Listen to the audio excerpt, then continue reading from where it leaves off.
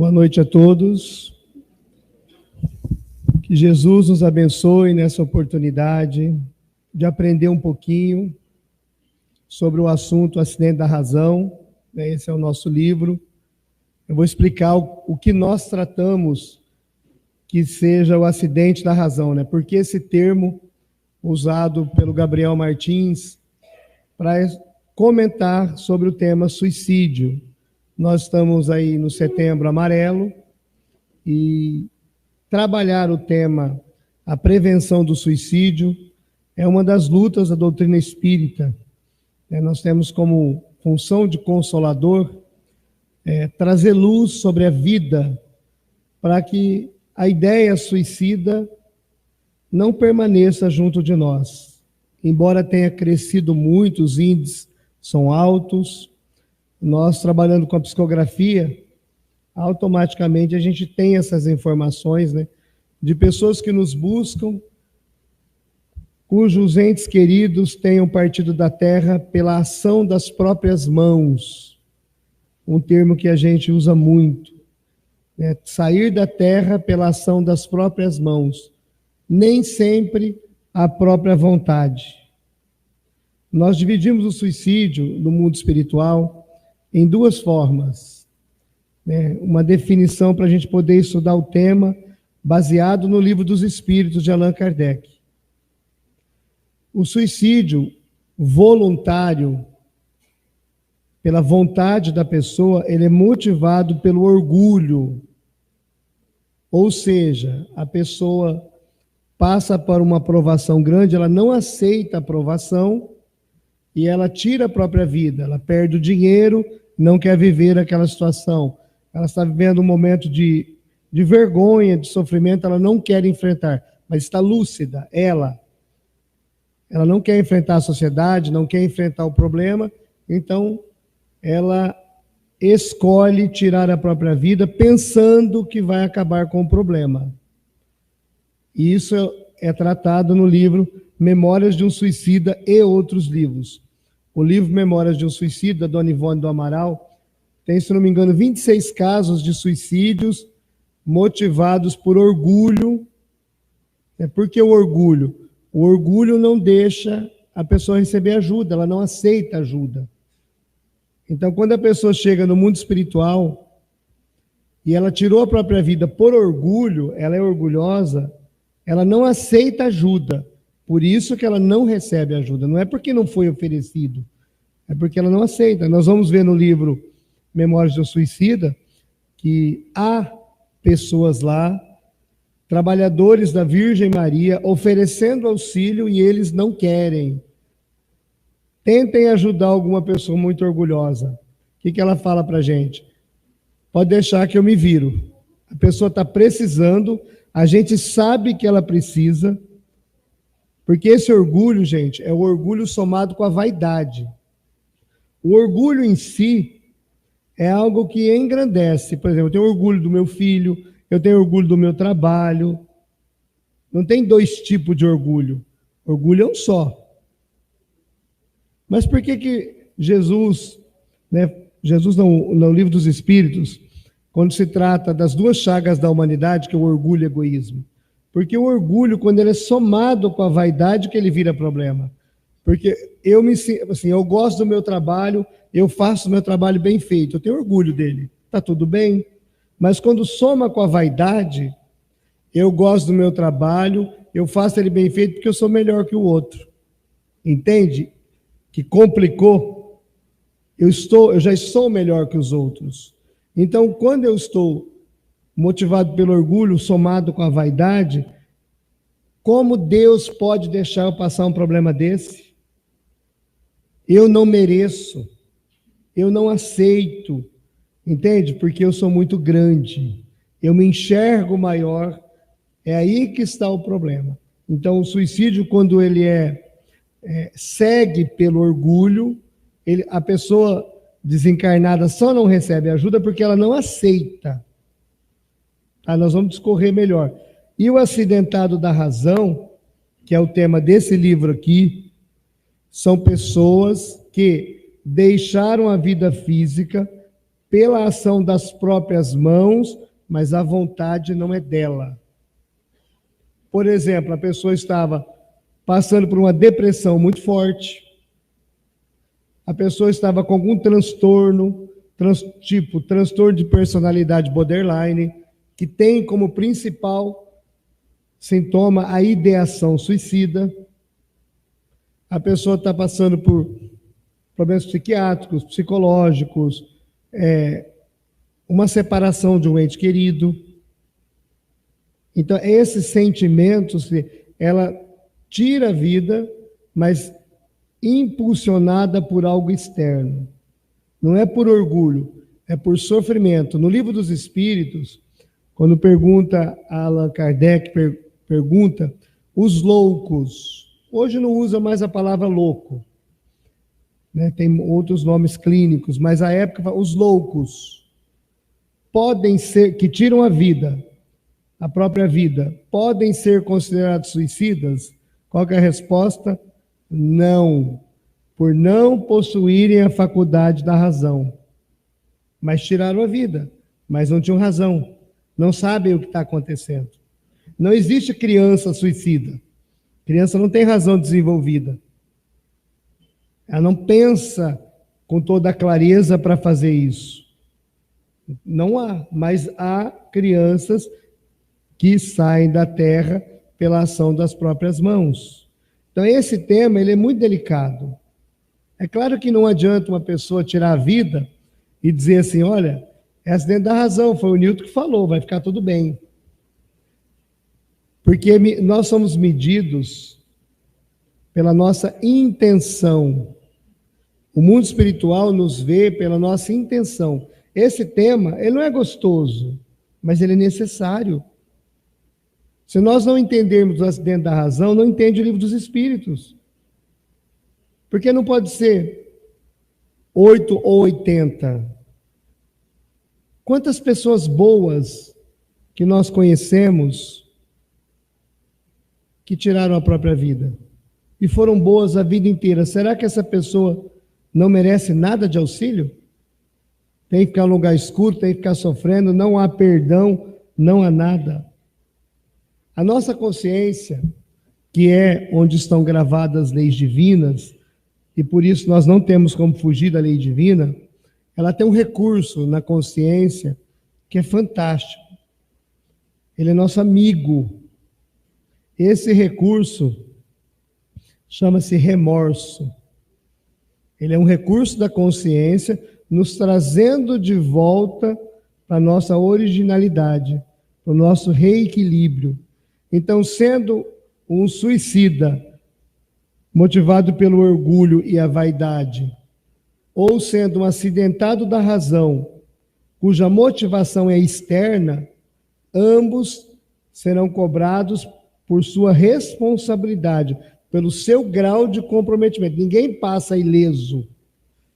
A consciência, através do remorso, vai nos despertar. Quando a pessoa foi vítima 100%, ela não tem o que pagar. Vai pagar só até onde ela poderia ter evitado. Cada lugar, né, cada criação, cada cultura é de uma forma. Por exemplo, hoje eu tenho percebido que os adolescentes têm namorado cada vez mais cedo.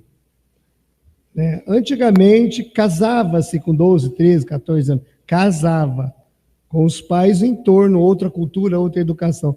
Mas hoje namora bem cedo. Eu não estou aqui para dizer o que é certo ou errado. Estamos falando de idade. Então, começa a namorar jovem demais e não tem maturidade para administrar. Será que um menino de 14 anos, 13, consegue administrar a separação do primeiro amor que ele achou que era para sempre? A primeira namoradinha ou o primeiro namorado? O sonho? Será que eles conseguem administrar? Será que eles sabem que conhecerão outros afetos para frente? É claro que não. Não tem maturidade para isso. E quando termina um relacionamento, muitas vezes a gente vai dizer assim, para de sofrer. Tem tanta menina aí, tanto menino. Mas ele não quer outros, ele só conhece aquela. E para nós está tudo bem, ele vai recuperar. Dentro dele tem uma ideia suicida. Se eu não posso ter, eu não quero viver. A mediunidade, né, principalmente a mediunidade, todo mundo tem mediunidade, vamos tratar ela por sensibilidade, ela é um facilitador. Quando eu psicografei esse livro aqui, ele tem 22 capítulos e foi escrito, psicografado em 22 dias. E da metade para frente eu psicografei ele em São Paulo, mais especificamente no Guarujá, no 17º andar do edifício, onde havia acontecido um acidente da razão. O familiar tinha desencarnado. Não ali, mas o apartamento era dele, eu estava com a família dele. E durante uns 15 dias, eu sofri um assédio espiritual negativo muito intenso, com ideias suicidas. Muito. Até chegar ao ponto de eu dizer para o Dimas, que é meu mentor, você faça alguma coisa que eu não aguento. Eu não tinha ligado o livro, o trabalho à situação. Eu falei, eu não estou suportando. Nem barba à época eu não tinha, não podia cortar porque eu pensava, eu vou me cortar. Se eu estava dirigindo o carro, eu pensava, eu vou jogar o carro. E vinha esses flashes na cabeça, sem controle. Se eu estava no estado do passageiro, eu pensava em me jogar. Todo tipo de pensamento vinha, e constante, eram ideias lançadas. Chegou um ponto, falei, eu não aguento mais isso aqui. E falei para o Dimas, nosso mentor, e ele me disse o seguinte, eu permiti esse assédio para que você pudesse entender o que essas pessoas sentem. É muito difícil controlar, porque o pensamento vem com a nossa voz. É um sentimento, não é só uma ideia, uma frase. O obsessor, né, porque a obsessão é a grande líder, né, do acidente da razão. São muitos obsessores. E os obsessores vão nos impulsionando. Porque quando há um suicídio motivado por um obsessor, o que está dizendo para Deus? O problema nem somos nós. Você não fez nada, você não tem poder, eu estimulei e ele fez. Por que você não impediu? E a família pode pensar o quê? Eu rezei tanto, eu fiz tanto, eu fazia caridade, nós éramos do bem, eu eduquei. A questão nem somos nós. É para que a gente pense que Deus não fez nada. É a treva. Quando não é assim que aconteceu. Os bons espíritos lutaram tudo o que eles puderam, respeitando o nosso livre-arbítrio. Porque a pessoa ela é iludida a fazer isso, é enganada. Nesse livro aqui vocês vão encontrar um caso do Bruno. O Bruno é um jovem, eu posso falar dele. Todos os livros do Gabriel, ali fora tem os outros livros do Gabriel Martins. Todos os personagens, vamos chamar de personagem, são verdadeiros, não tem nenhuma construção aqui, nenhum personagem foi inventado para ilustrar o livro. Todos os espíritos que participam, a família sabe e autorizou. Por isso que está aqui. O Bruno, que está aqui, e os outros acidentados da razão, que estão nesse livro, estão porque a família permitiu. Né? A Paula, mãe do Bruno, e o Alexandre, o pai, que eram os donos do apartamento onde nós psicografamos o livro. O Bruno, quando nasceu, com 2 anos de idade, a mãe separou do pai, porque o pai era alcoólatra, e ela não queria que ele tivesse nenhum tipo de influência espírita, criou o Bruno na evangelização infantil. O Bruno tinha por hábito ler livros e esquecê-los, qualquer lugar, para que os outros pegassem. Livros espíritas. Um menino muito bonito, 24 anos, uma namorada linda, morava numa casa de 3 andares, maravilhosa, um lugar imenso, lindo, uma mãe incrível, o Alexandre, que era o padrasto, mas que é o melhor amigo dele, O Bruno era feliz. Teve uma depressão, pós-separação de um namoro, foi no psicólogo, se recuperou. E era um menino alegre. Viajou o mundo. Bruno não tinha problemas com dinheiro, não tinha problema com aparência, porque era muito bonito, nem com saúde. Ele não conheceu a escassez. Bruno era feliz, muitos amigos. Uma vez escreveu uma carta para a mãe, dizendo que ia tirar a própria vida. E estava bem, rasgou a carta, jogou fora, ele e a mãe, e deram risada. Você está doido, uma coisa dessa? Passou. E um dia o Bruno, em casa, segundo piso, a moça que trabalhava na casa era médium, tinha mediunidade, e estava o caseiro, os três. E ela ouve pessoas, voz de homem, de várias pessoas gritando dentro de casa. Ela falou, mas que estranho, só não tem essas pessoas aqui. E ela foi à porta, a porta estava trancada. E ela pediu o caseiro que botasse uma escada, falou, entrou alguém, no centro de São Paulo, e o Bruno havia tirado a vida sentado no chão. Era só erguer a cabeça. E ela ouvia a voz dizendo assim, essa história está no livro, tá? Puxa, segura, não solta, mas não tinha ninguém para falar isso. Então não tinha razão, não tinha motivo, nada. E o Bruno escreve no livro que ele descobriu que estava fora do corpo quando ele estava do outro lado. Ele não viu essa parte, ele estava meio inconsciente. O acidente da razão, ele não só circunscreve a pessoa tirar a própria vida, mas também vale tirar a vida do outro. A pessoa com transtorno psicótico ou droga, quando ela está sem razão nenhuma, uma pessoa que não tem hábito, uma pessoa... Como que essa pessoa fez isso? Porque ela também estava motivada por forças externas. Desde criança, eu vou falar uma frase bem caipira aqui. Eu ouvia da minha mãe assim. Uma frase, é até pesada, mas eu vou falar para vocês entenderem o que quer dizer. Não brinca com faca que o diabo atenta. Minha mãe sempre falava isso para nós. E tem uma sabedoria por trás, né? Eram os obsessores, que ela não sabia que existia isso. Às vezes tira a vida do outro, como assim? Era parente, era amigo. Como é que isso aconteceu? Os obsessores, gente, os espíritos que não adquirem evolução, eles querem trazer para a Terra o caos. Aí alguém me pergunta, mas esse que foi acidente da razão e tirou a vida do outro, ele vai responder pela justiça do mesmo jeito aqui na Terra, porque não tem como ser diferente. Mas no mundo espiritual é outra história. Não, por isso que não dá para julgar. Nós não podemos dizer assim, olha, tirou a vida, vai para um lugar escuro e sofrimento. Porque nós não sabemos a causa, a força, o que estava por trás disso.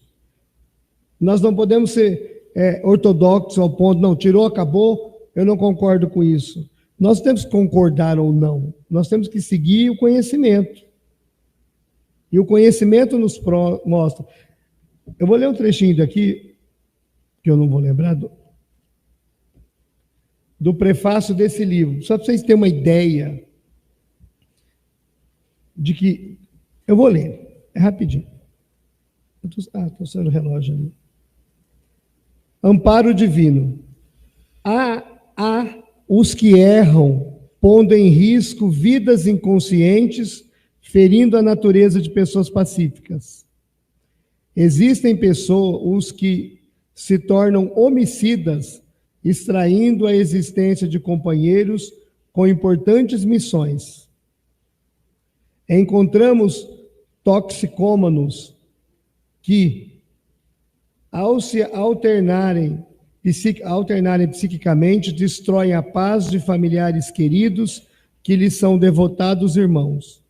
Enxergamos sexólatras que, através do abuso sexual, ferem a intimidade de irmãos e irmãs por puro egoísmo.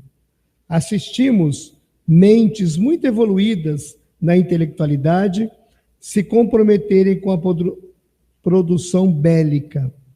Vez ou outra, nos deparamos com cônjuges infiéis que ferem a intimidade do outro, criando verdadeiros doentes mentais. Por ora, pegamos-nos diante de religiosos muito mais materialistas do que falta de fé. Não é difícil ficarmos em frente de verdadeiros lobos em pele de cordeiro, roubando a população com a desculpa de legislar a seu favor. Não faltam delinquentes que usam da honestidade dos outros para extrair a proveito próprio, roubam sem nenhuma reserva moral. Via de regra, todos esses recebem do alto, quando desencarnam, nova oportunidade para se refazerem e, através das reencarnações sucessivas, vão experimentando provas e mais provas até que possam se redimir dos seus delitos graves e iniciar um trabalho de aperfeiçoamento moral, fazendo da caridade a porta por onde devolvem com amor tudo aquilo que negligenciaram um dia. Quer dizer, todas essas pessoas que causaram mal, quando desencarnam, vão ser acolhidas, vão receber uma nova oportunidade através da reencarnação. Certo? Pensando por esse ângulo, os que partem pelas próprias mãos em atitude voluntária ou obsessiva, não são dignos também de nova oportunidade? Porque estes, fragilizados pelo moral, ou feridos pela alucinação, não seriam merecedores do perdão que regenera a vida moral? Encontramos aqui mais um preconceito do que um conceito ideológico, mais ensinamento pelo medo do que a educação pelo esforço de cada um.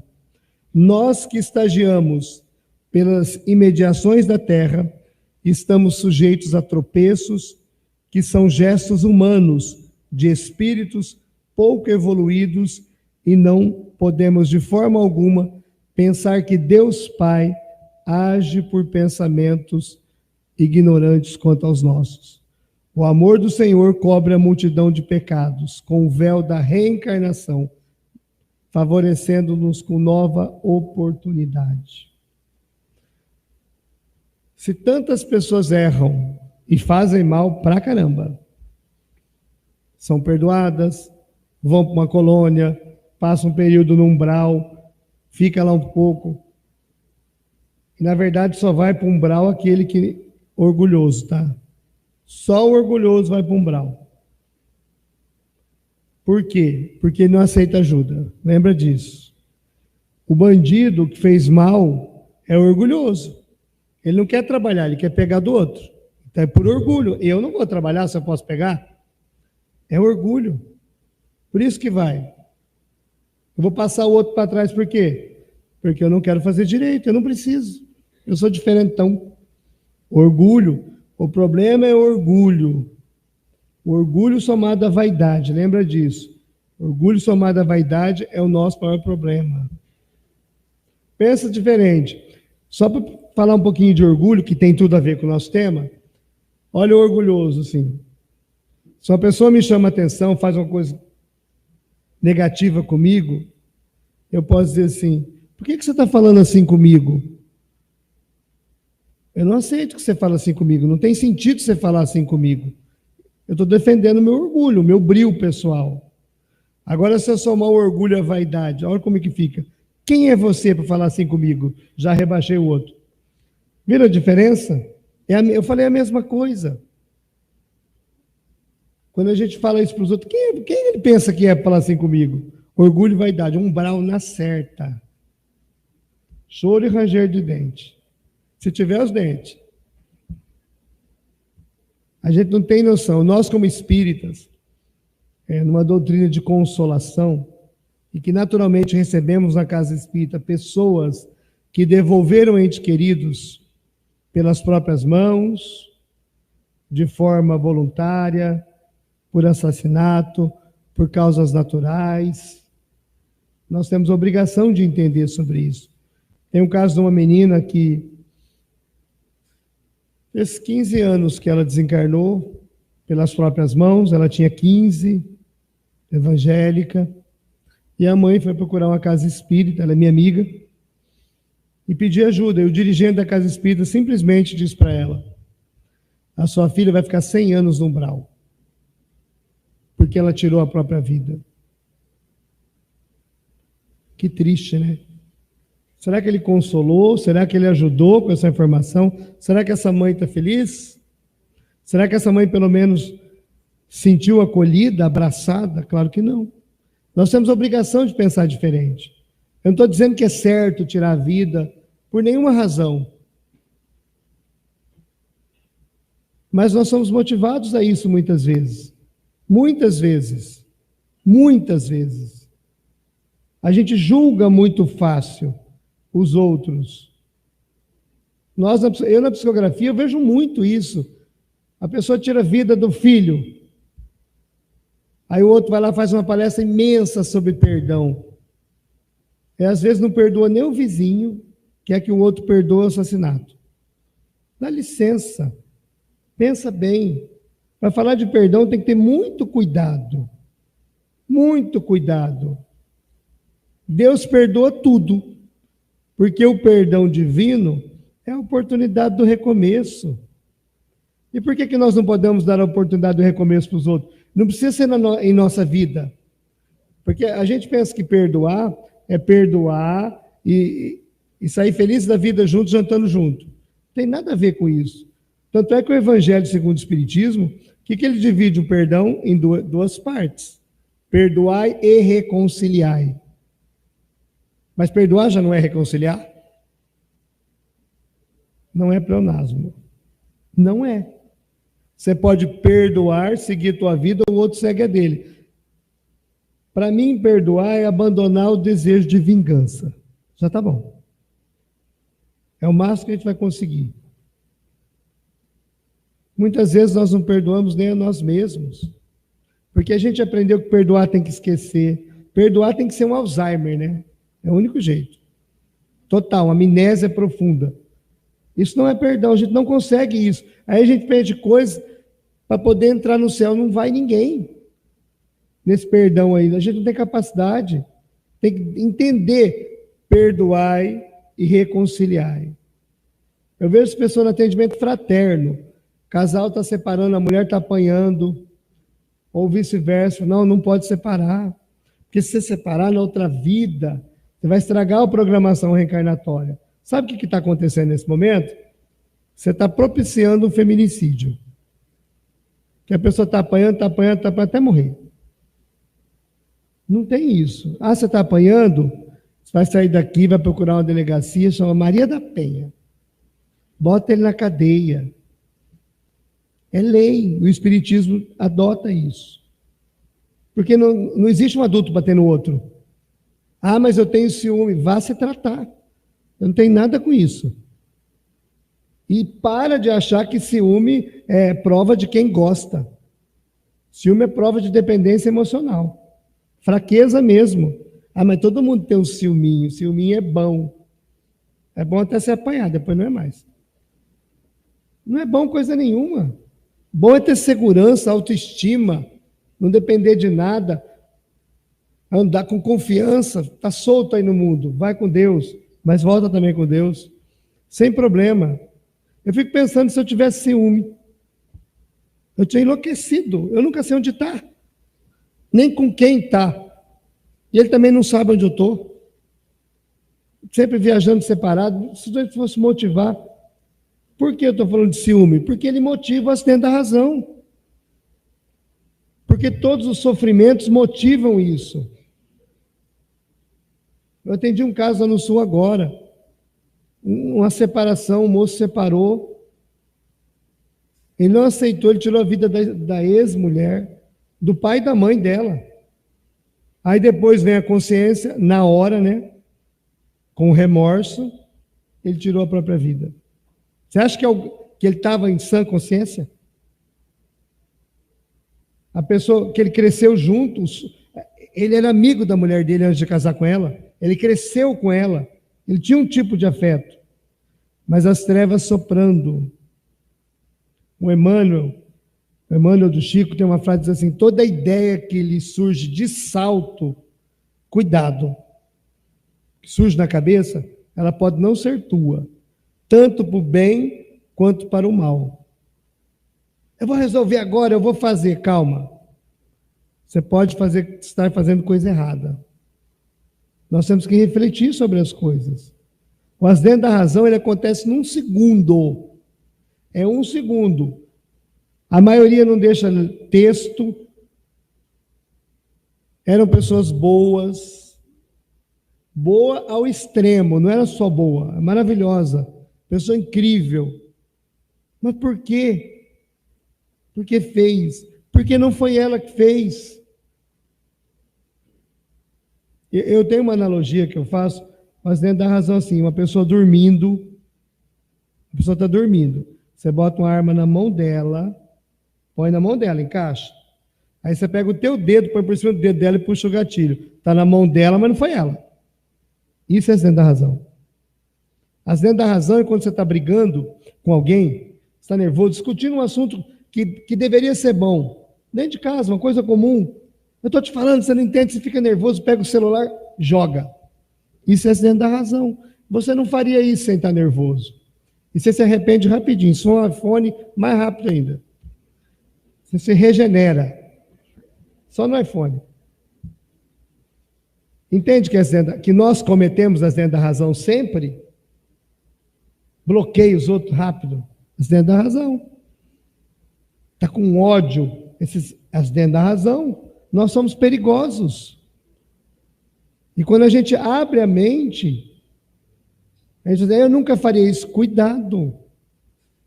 O Chico Xavier tem um depoimento dele, que o Chico sempre foi no barbeiro. E eu sempre pensava, o Chico era tão pobre no barbeiro, reclamava de tudo.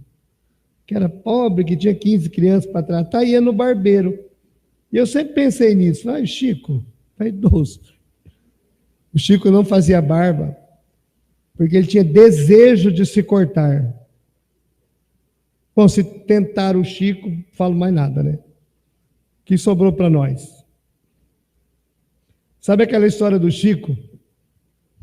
Que ele ia trabalhar, o obsessor ia acompanhando ele. É uma história que fica bonitinha contada, né? Duro ele que viveu. O espírito acompanhava ele até o trabalho, ia xingando, falando impropérios verbais. É palavrão isso. Impropério verbal é palavrão. Ia xingando, e ele era educado, porque ele não entrava no trabalho, esperava o Chico sair. Voltava xingando o Chico. 5 quilômetros que o Chico ia a pé. O Chico já tinha uma idade. Imagina 5 quilômetros do Chico. Dá para xingar bastante. Esse espírito, na verdade, ele induzia o Chico a tirar a vida. Esse era o compromisso dele. O Chico sofreu a vida inteira com a ideia suicida. Mas não é a ideia de querer morrer. É essa vibração que eles emitem sobre nós. Sobre qualquer contrariedade. Não vale a pena essa vida. Essa terra está perdida. Esse Brasil está cada dia pior. Eu tenho uma raiva que fala isso. Eu acho o Brasil tão bonitinho. Ele está em transição. Então, para crescer tem que incomodar. Mas não é culpa do Brasil. É culpa nossa que habitamos ele. Somos nós que fazemos o nosso entorno, o nosso estado, o nosso país, somos nós. Não é culpa disso, do país. Ele é lindo, ele é neutro. É a gente é que escolhe o que quer. O nosso universo pode ser bom. A gente quer um mundo melhor. A gente critica, a gente ataca, mas quantos separam o seu lixo? Que é reciclável, que não é. Não é? A gente vai varrer a calçada, a gente tem uma régua mental. Chegou na divisa assim, a gente para de varrer a folha do lado de lá, ela que nem seja louca de pular para cá.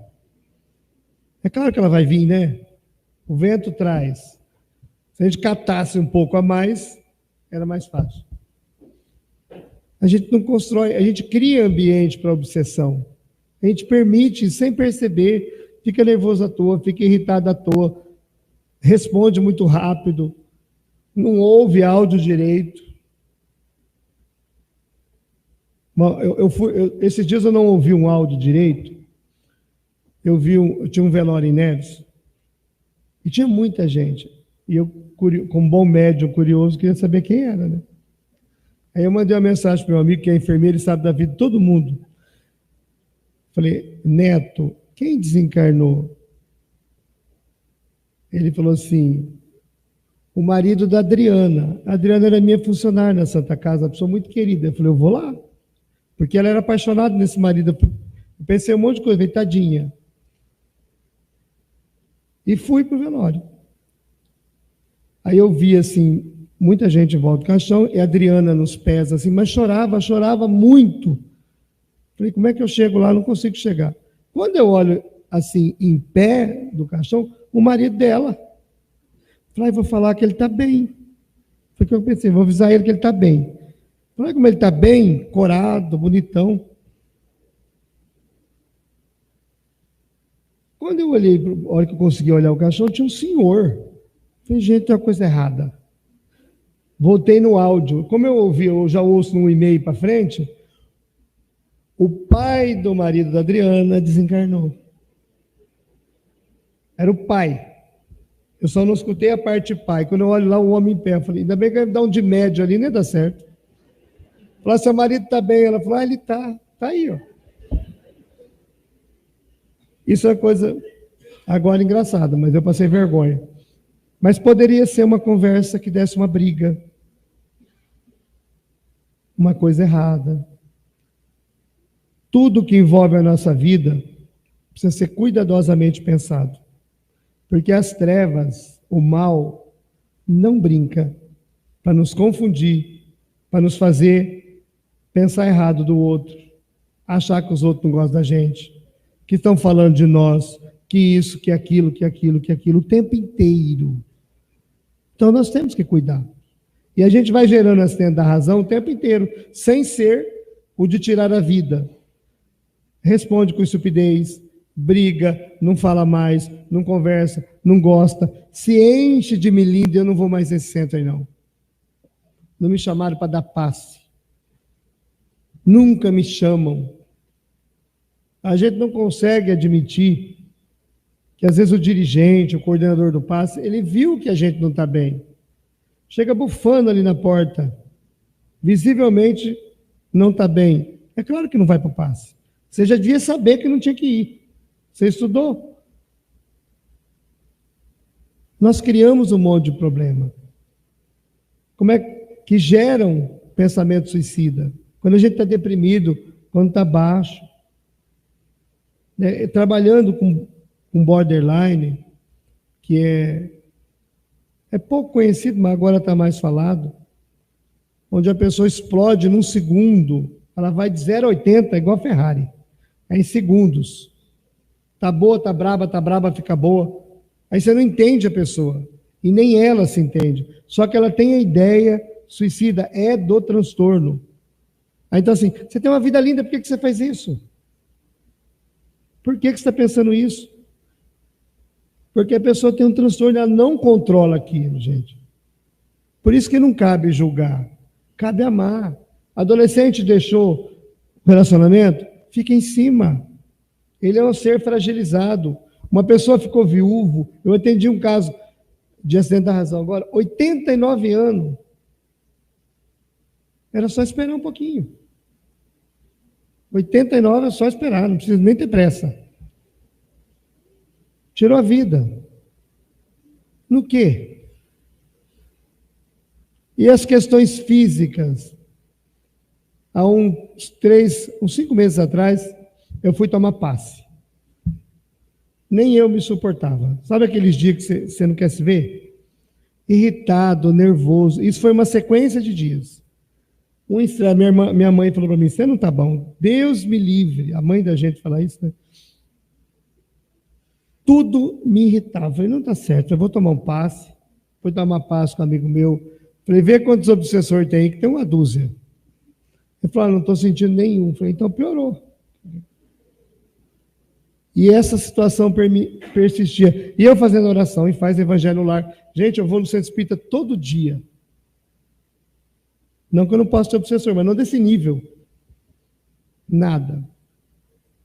Aí um amigo meu que é médico, espírita, disse para mim, você já fez seus exames de hormônios? Porque eu tenho 48, né? Eu falei, nunca fiz. Aí fui fazer. Eu não tinha hormônio, né?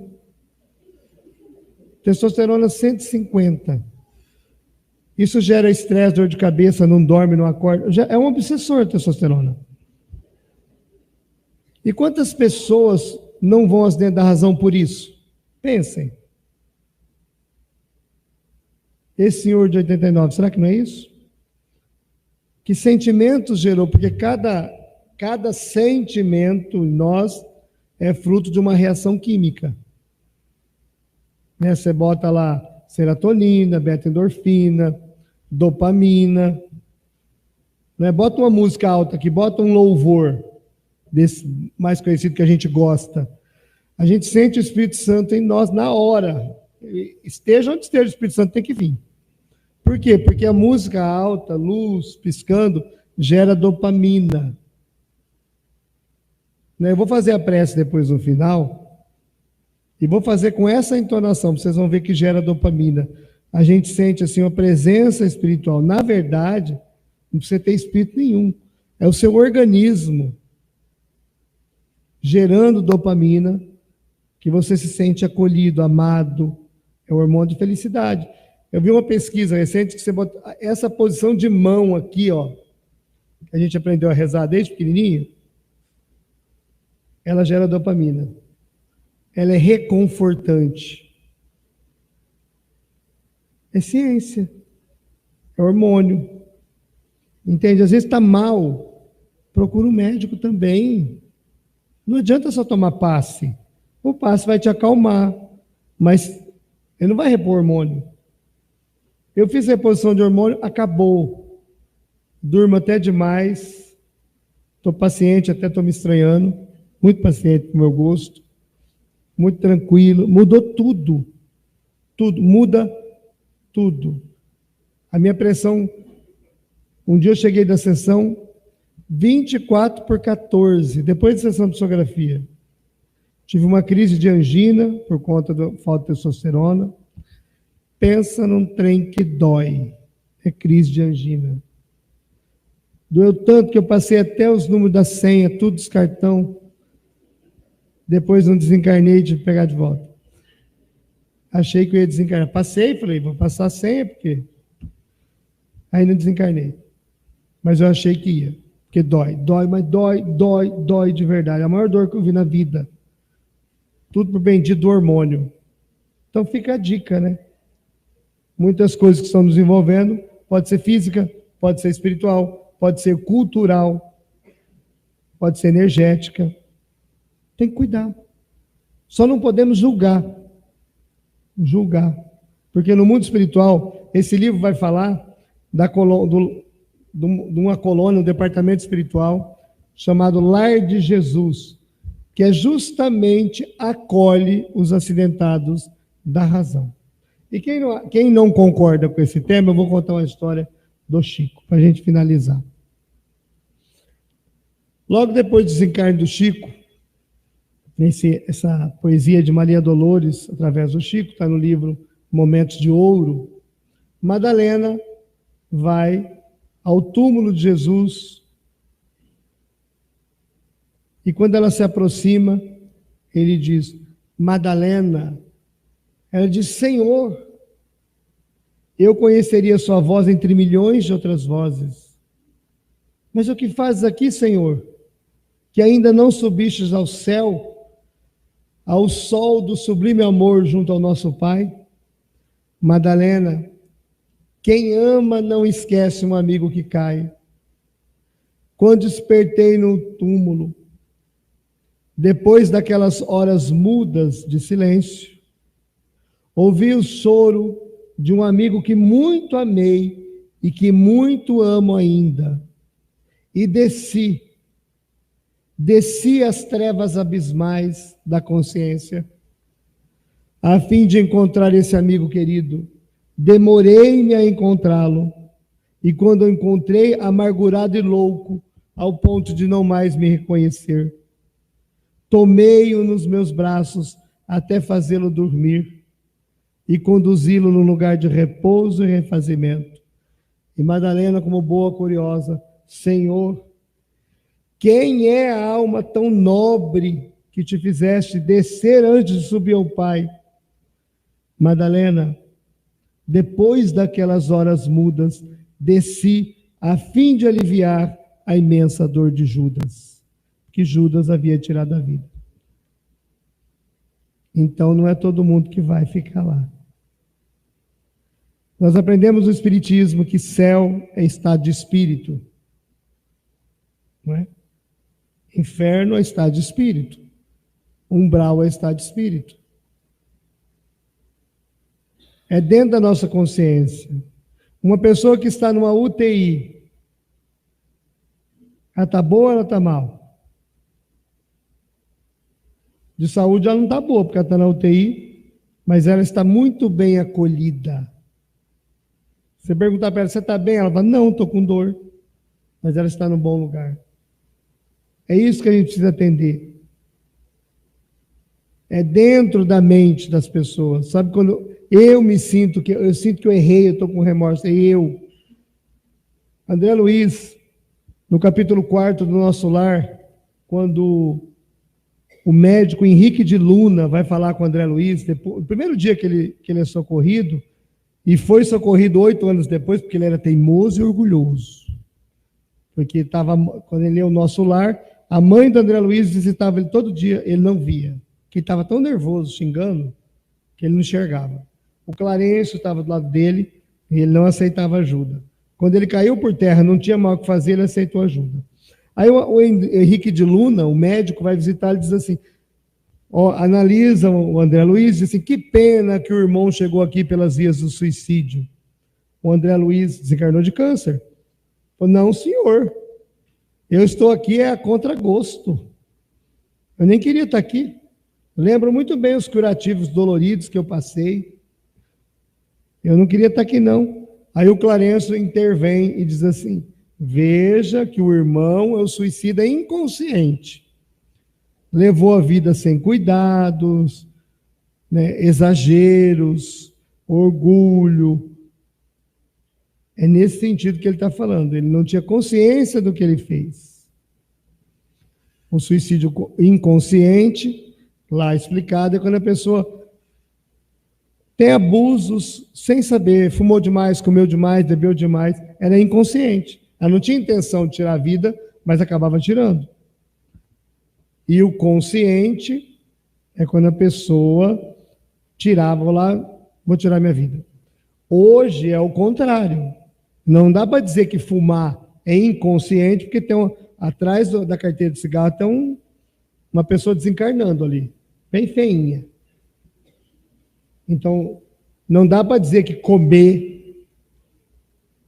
Por que a minha pressão foi a 14, por 24 por 14? Porque está gordo. Eu emagreci 13 quilos, já arrumou. Se alguém chama a gente de gordo, dá crime. A gente não assume nem o peso. Tá fazendo mal. Então não é inconsciente mais. O André Luiz tomava uísque, bebia, não sei o quê. Se beber, não dirija. Nós temos, então não é mais inconsciente. Agora, inconsciente é quando a pessoa está alucinada, transtornada, obsediada, aí ela não tem consciência. Ela não está consciente totalmente dela. Quando a gente lê o Livro dos Espíritos, nós vamos entender isso. Todo mundo vai acertar com a lei divina. E aquele que chegou lá por vias naturais pode estar muito mais complicado do que aquele que tirou a vida. Porque a história não é o último ato que vai valer, é todo o resto.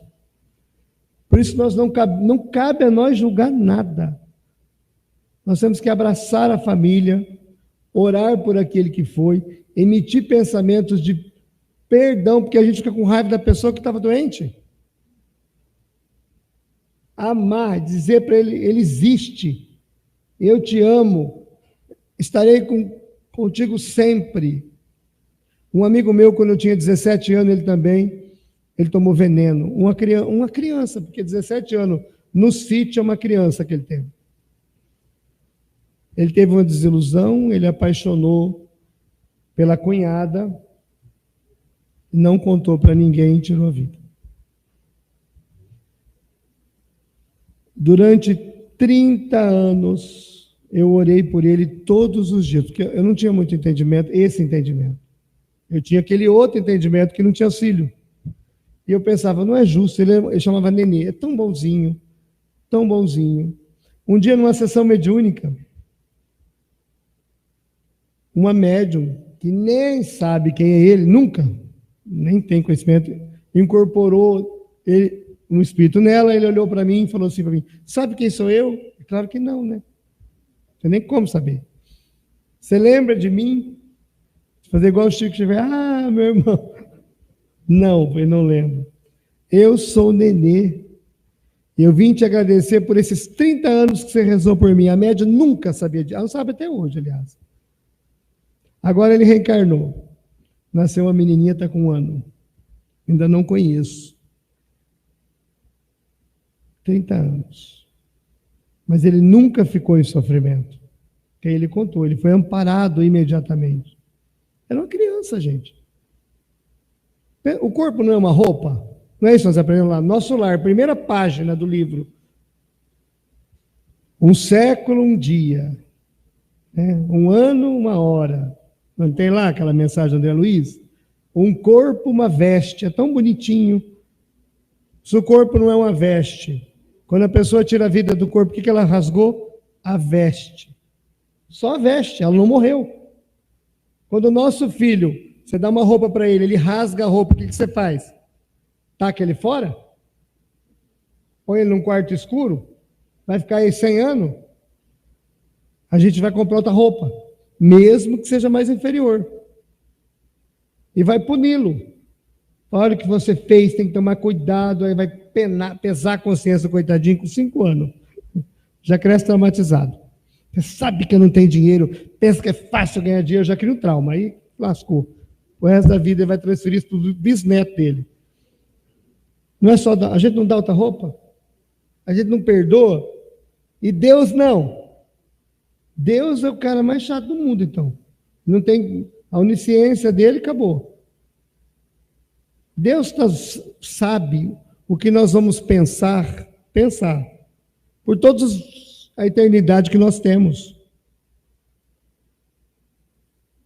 Deus não está, Deus é soberanamente bom e justo, causa primeiro de todas as coisas. Deus é, não tem sentimento. Deus não é bonzinho, Deus não perdoa. Por que Deus vai perdoar se ele não for ofendido? Eu cresci ouvindo, Deus não gosta, tudo que eu fazia Deus não gostava. Deus tinha um problema comigo. Tudo que eu fazia, minha mãe falava, eu não fui santo, não. Olha, Deus não gosta, que Deus é esse, eu vou trocar de Deus. Fui para o espiritismo, que o Deus de lá gostava de mim. A gente cresce ouvindo isso. Imagina isso na cabeça de uma criança. É real. A criança não tem o lúdico aí. É real para ela. Então tem que ter muito cuidado o que nós estamos construindo dentro uns dos outros. Nós somos espíritas. Acreditamos que a vida continua, que a fé no futuro. Vamos trabalhar para ninguém tirar a vida. Por que nós temos desobsessão? Porque esse livro aqui é um livro que todo espírita tem que ler, porque ele trata de obsessão. A ação de um pensamento sobre o outro. Eu tenho que entender disso. Meu amigo está passando por uma depressão, a gente acostuma com a depressão da pessoa, como se fosse normal ter uma depressão. Ter 15 anos com depressão, está errado. Ninguém é para ter depressão. A gente passa por ela, toma remédio, a gente tem que sair dela. Não, a gente acostuma, até que acontece o pior, vamos dizer assim. A pessoa não suporta e tira a vida. Não tem que tirar a vida, não temos esse direito. Não nos foi dado Ah, mas não temos livre-arbítrio? Não para isso. Não. Para tirar, nós não temos esse direito. A maioria que devolveu o ente querido jovem passou isso na cabeça em algum momento. A maioria. Eu falo porque eu ouço isso. E arrumaram forças na fé que tem, nos amigos, nos familiares, para permanecer. Nós temos um caso de um conhecido, do menininho lá de 4 anos que picou o escorpião, que o pai e a mãe tomou veneno. O pai foi e a mãe não foi. Está errado, está certo. Gente, enlouquece. Só quem devolveu um filho é que sabe desse negócio. É enlouquecedor. Não registra, o cérebro não funciona. Como é que vai julgar? Como é que, se a pessoa não controla e faz, a lei divina abandona ela? Bem feito, eu falei para você não fazer? É assim que funciona? A lei que é justiça, amor e caridade. A justiça de Deus, amor de Deus e caridade nossa. Temos como espírito ser mais amplos nesse assunto. Muito mais amplo. Nós estamos aqui para prevenir o acidente da razão, para combater o suicídio. Quando eu lancei esse livro, em 2018, 2019, tinham dados da ONU que era 1 no mundo a cada 40 segundos. E no Brasil a cada meia hora. Já mudou tudo isso. E eu não acho que melhorou. Porque eu tenho visto a idade diminuir. 12 anos. A gente tinha várias idades, mas 12 tem ficado muito. É muita internet, é muito tudo. É muito excesso que a gente não dá conta. Então, o acidente da razão previna. Veio uma ideia. André Luiz tem uma frase fantástica. Todo problema que torture a alma merece cooperação amiga para ser solucionado. Pede ajuda. Pede ajuda. Teve pensamento suicida, pede ajuda. Não brinca com isso. Não importa o problema que você esteja passando, o tamanho dele. Pede ajuda. Pede ajuda. Pedis e obtereis. Mas não faça isso. Não permita isso. E aqueles que fizeram serão amparados. O tempo varia para cada um de acordo com a consciência, os valores, o moral que tem. Todos seremos amparados. Todos. Não só os que partiram pelas próprias mãos, mas os que vão no seu tempo. Ou os que têm o tempo abreviado por um assassinato. Quando a gente pergunta, todo mundo vai na hora certa? Não. André Luiz diz que 15% tem uma reencarnação completa. 85%. Não, André Luiz. Ou seja, de alguma maneira a gente abrevia. Quando alguém é assassinado, é a hora da pessoa? Claro que não. Não. O orgulho somado com a vaidade do outro causou isso. Ah, mas foi um acidente. Acidente é acidente. Eu estou falando de intencional. A arma disparou, acertou. Tinha intenção? Foi porque ele não. Então é acidente. A menos que esteja brincando com a arma, né? Aí é outra história. Mas não pode pensar que tudo foi na hora. Não foi. Porque se a pessoa foi assassinada, o outro teve que reencarnar para ser o assassino. Não existe isso. Porque aí ele não tem crime. Ele veio para isso. Temos que estudar e pensar mais sobre isso. Esse tema é chato, ele não é gostoso, mas ele é necessário. Ele é fundamental. Esse livro tem ali fora. Sugiro que leiam. Criem um entendimento diferente. Que a casa espírita tem que ser um ponto de acolhimento para todas as dores. Todas. O nosso abraço tem que acolher todos. O nosso amor tem que atingir a todos. Se não dá para ser amor, pelo menos seja compaixão. A compaixão é o acolhimento empático. A gente acolhe se colocando no lugar da pessoa. É o suficiente. Amar, a gente não consegue. Não dá para amar quem está chegando, não sei nem quem é, mas dá para ter compaixão com todos e tratar bem, fazer da melhor maneira o que a gente tem que ter feito. Vamos prevenir os pensamentos negativos, combater o suicídio, cuidar dos acidentes da razão para não tê-los, melhorar nossa fé, nosso conhecimento, o nosso círculo de amigos, a nossa dependência emocional. A gente tem acesso a isso. Tem psicólogo de graça. E a gente tem que assumir que eles nos ajudam. Tem terapeutas de graça. O centro espírita é cheio. É só a gente querer sair do lugar comum, sair da zona de conforto e procurar ajuda. Porque tem. A vida não vai acabar. Nunca. E por isso nós temos que tratá-la da melhor maneira possível. Nesse mês de setembro, que lembra a prevenção, vamos nos melhorar. Melhorando a nossa moralidade, melhorando os nossos pensamentos, pedindo ajuda quando a gente não controla. O acidentado da razão é vítima. Lembrem disso. Ele é vítima. Sempre vítima. Ele não fez nada por querer. E nem sabia que ia dar nisso. Tá bom? Muito obrigado. Fica essa reflexão, para a gente. Bastante tema. Se puder ler o livro, leia o livro. Mas mude o seu entorno, a sua observação sobre esse tema. Porque às vezes é fácil condenar. É suicida, não tem... É fácil, é fácil. Eu quero ver cuidar da família. Ajudá-los a permanecerem de pé. E graças a Deus a psicografia consegue fazer isso, nosso trabalho. E esse livro tem ajudado muita gente. Todos os familiares que participaram desse livro estão de pé, estão fazendo palestra, estão ajudando outras pessoas. Sinal de que o entendimento trouxe esperança, motivação e paz. Muito obrigado.